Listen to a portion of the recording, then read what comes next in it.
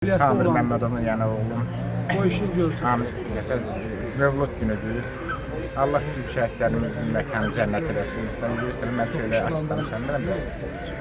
Allah bütün şəhid valideynlərinə səbir versin. Hamımız deyim, rəhmət çəkmişiz. Allah köməyiniz olsun. Bugünkü gündə yəni bir-birimizin dərdinə şərik Allah hamımızın deyim, köməyiniz olsun. Allah şəhidlərimizin məkanı cənnət eləsin.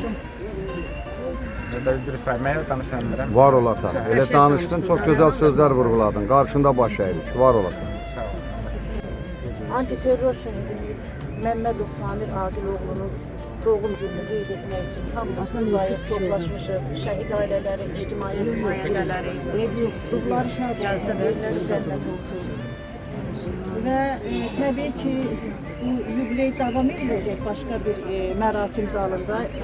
Orada da bir yəqin ki, yüksək səviyyədə təşkil olunur. Amma biz Ağcabədi Şəhər Camal İbrahim adına məktəbin şagirdləri ilə buradayıq. Şagirdlərimiz elə vətənimiz haqqında, şəhidimiz haqqında kompozisiya hazırlayıblar. İcazə versəydiniz, onlar məktəbə qayıdacaqlar. Onlar öz şeirlərini bilsinlər.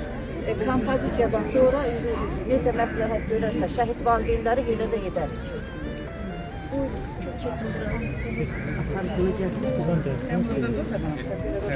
Oradan biz de oradan